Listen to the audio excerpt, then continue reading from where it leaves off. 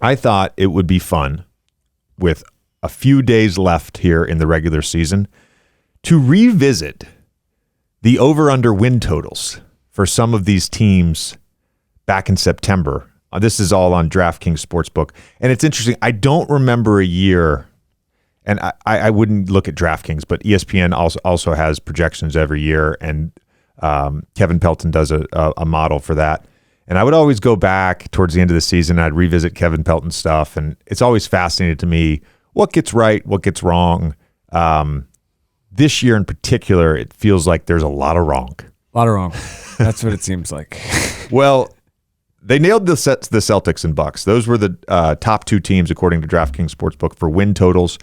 Celtics line was at 53.5. Bucks were at 52.5. We're recording this on a Saturday, April 1st. As of right now, Celtics have cleared the over. Bucks have cleared the over with 54 and 55 wins, respectively. 76ers at 50.5 have cleared with 51. Nuggets have cleared. Grizzlies have cleared. Cavs have cleared. Knicks have cleared. Kings have cleared. And then there's a bunch of teams that everybody really thought were going to be shitty that have been quite competitive. Yep. And that is the Magic, Jazz, Pacers, Thunders. All those teams have cleared by a mile. What's interesting, though, and this is kind of what I want to talk about, is right after the Celtics, Bucks, and before we get to the 76ers, the next four teams for total wins for this season, the lines were Clippers at 52.5, Suns at 52.5, Warriors at 51.5, and Nets at 50.5.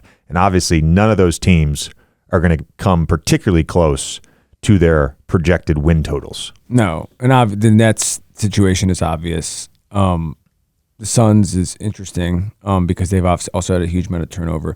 The Clippers, the one in particular, though, I feel like is a miss because they should have anticipated them doing what they were going to do, which was you never know who the fuck is going to play every night. I know. And so how can you possibly say this is a team that's going to win 52.5, 53 games when you don't know how many games you're going to get from these guys? Well, in fairness, with the Suns, given that they were an excellent regular season team the prior two seasons, coming off a Game 7 loss against the Mavs in the Western Conference semifinals, I don't hate that. And they were 18-11 when Devin Booker first got hurt.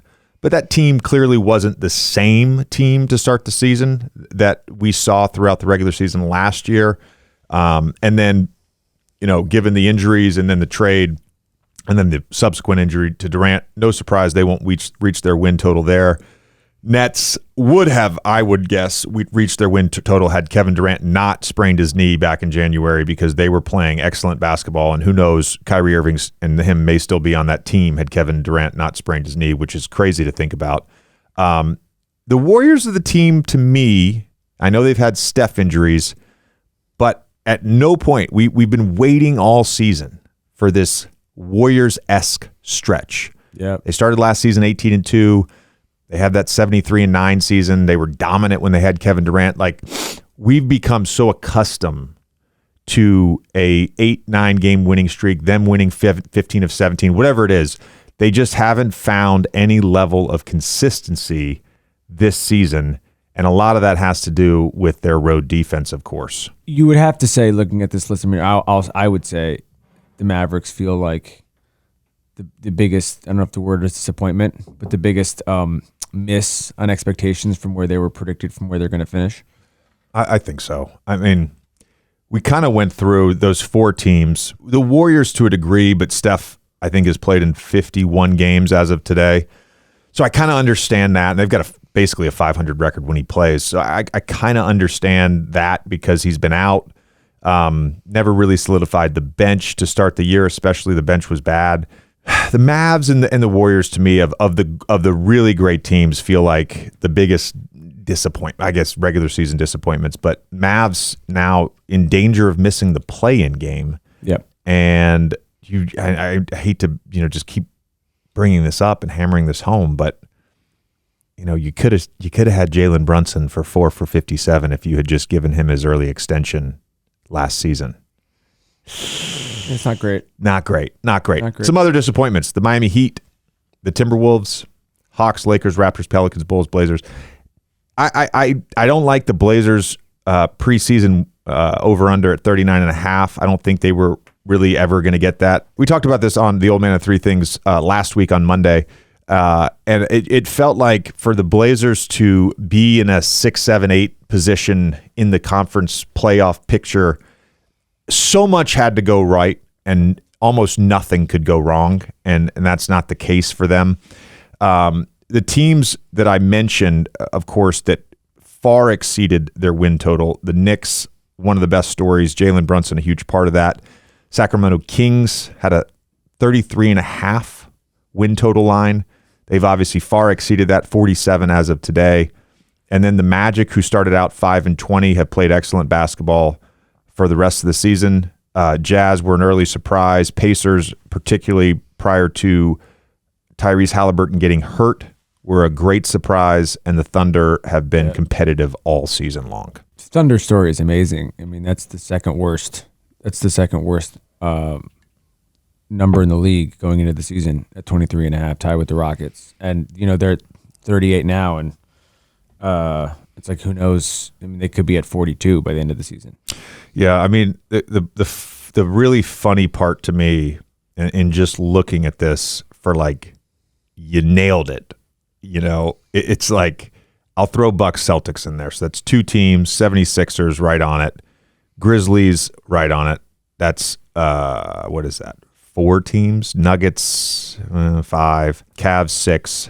Wizards, they're probably going to exceed. They've got some games left, and they're at 35.5, and they've got 34 wins as of today.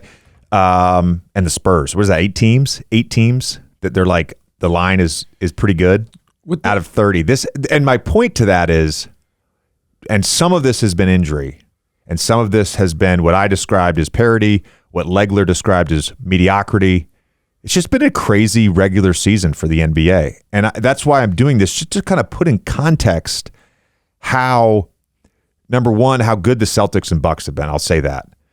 But also how much parity there has been, how much unpredictability there has been, how much 1 or 2 moves, the Kings adding shooting, Mike Brown coming in as the head coach, the Knicks adding, like how much 1 or 2 things can shift a team's odds, an injury obviously, but how much 1 or 2 things can shift a team's fortunes. And we've seen that play out in real time this season in the NBA. Don't you think also, we've talked about this a bunch with Memphis, but I think this is certainly the case with Boston and Milwaukee too, just their level of depth and them being able to survive games where their stars are not playing because they have these, 6th and 7th men who can fill into these roles. And it's a thing that, I don't think anyone should be surprised how good Tyus Jones has been or that Brogdon has been able to sort of seamlessly fit in Boston, but it's an advantage that they have that some of these other teams who've, taken these dips may not.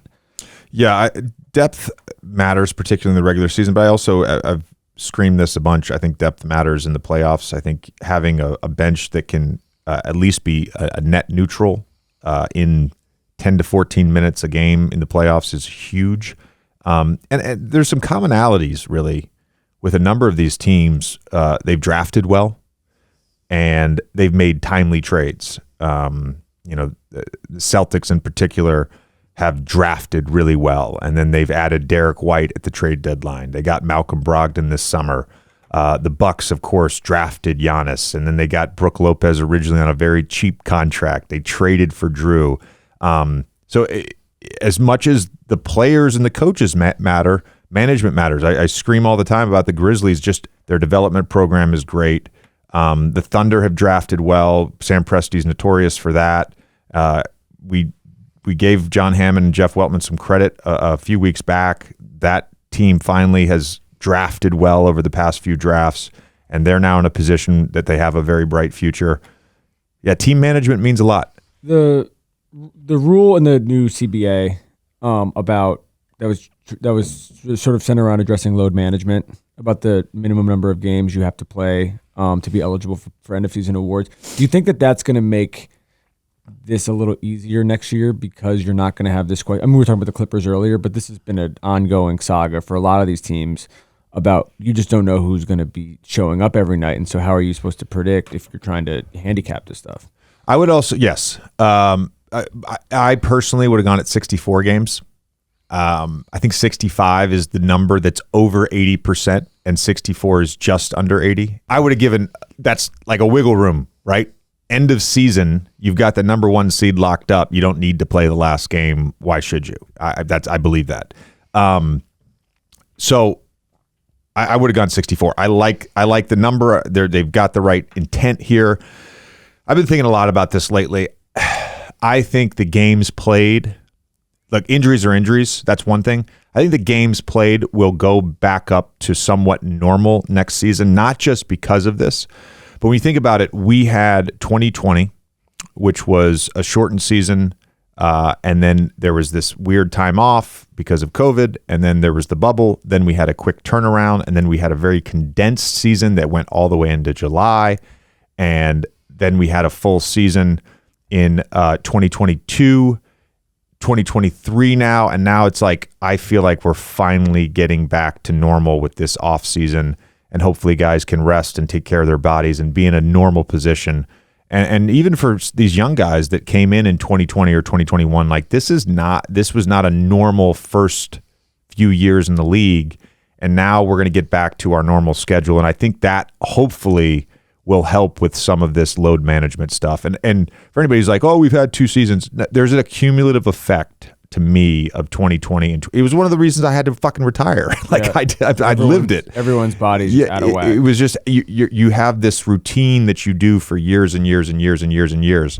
And then all of a sudden it gets out of whack, and your body, I think there was a backlash to that from some players' bodies. And I really believe this. I really think it had an effect over the last 2 seasons on some of these injuries. And I think next year, with this second straight long off season, we're going to be in a good position going into next year with player health. It's almost NBA playoffs time. Download the DraftKings app now and sign up with code JJ. New customers can make a $5 pregame moneyline bet and score $150 in bonus bets if their team wins. Only at DraftKings Sportsbook with code JJ. See show notes for details.